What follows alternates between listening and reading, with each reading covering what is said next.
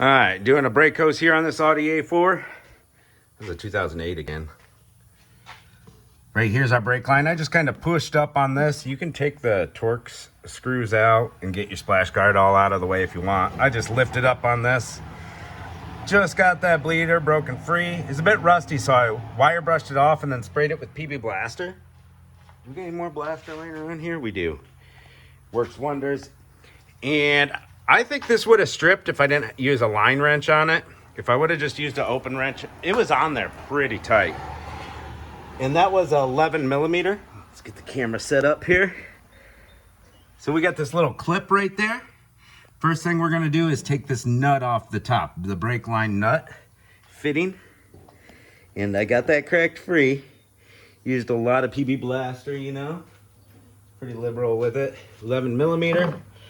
And if it starts twisting the line on you, work it back and forth, left and right, you know.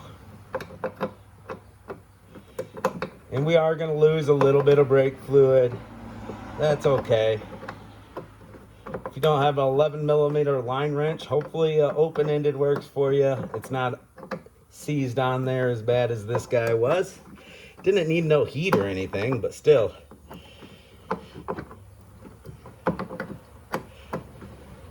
Starting to lose that brake fluid a little.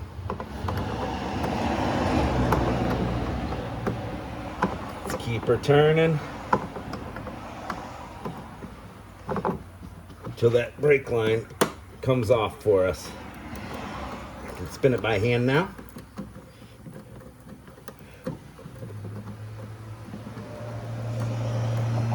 There we go. Boom. And our clip is gonna come straight up with us. Perfect. And we can even put a little cap on that brake line so that it stops dripping. See, I got a couple little caps around here somewhere.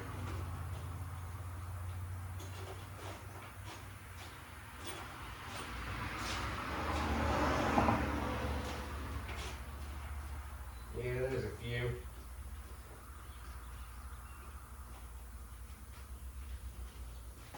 Let's see if this one will work. Maybe too small.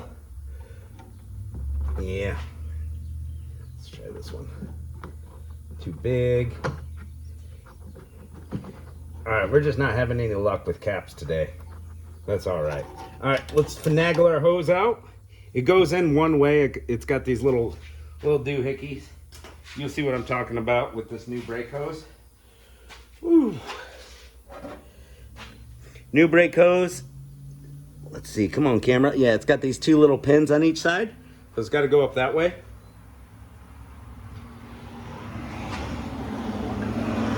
So we're gonna get it to fit in that way. There we go.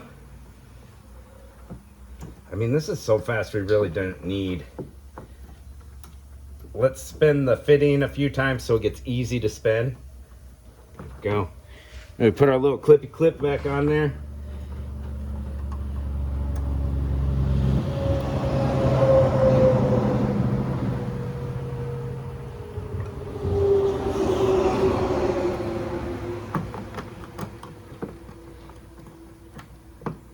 And we make sure that we do not cross thread this sucker. All right. Trying to get it started by hand. Doesn't feel good. There we go. Now it's feeling better. Trying to squeeze that clip into place as well at the same time. Where's that 11 mil at? 11 mil, where'd you go, man? I hate when I do this to myself. There it is. There it is. We found it. So if you feel too much resistance, if it's not going on like butter, make sure your threads are clean on your brake line fitting. Maybe wire brush them. And if they're clean and it's not going on like butter, then you got a problem.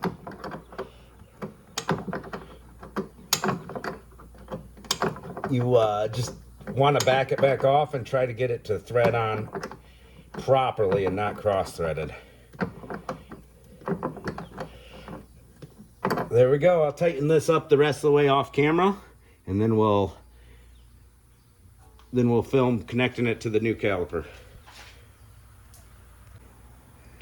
All right, brake hose is all tightened up top. That gets covered up, and down here we got it connected. See how there's a washer on both sides?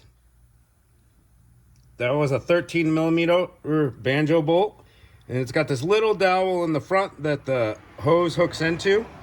So just guide your hose into that dowel and then put your bolt through. I was able to get it to turn with finger all the way down, and then I tightened it up with that 13 millimeter wrench. You want to get it nice and tight so that the copper washers do their sealing job, but those are very thin threads. Don't over torque it and strip your threads out. Now we got our bleeder screw right here. I just opened it up with my fingers because I already cracked it free. You'll see air coming out of it. This will gravity bleed by itself for the most part. So, but I want to make sure we have enough fluid, so I'm going to bring the vehicle down and make sure our brake fluid is topped off.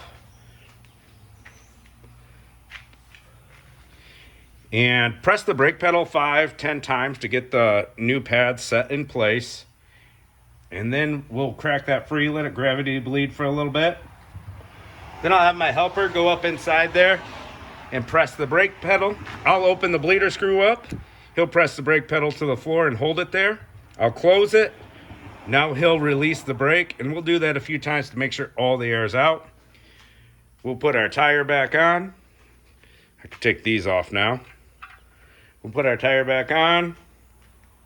Double check the brake fluid. Call it a day.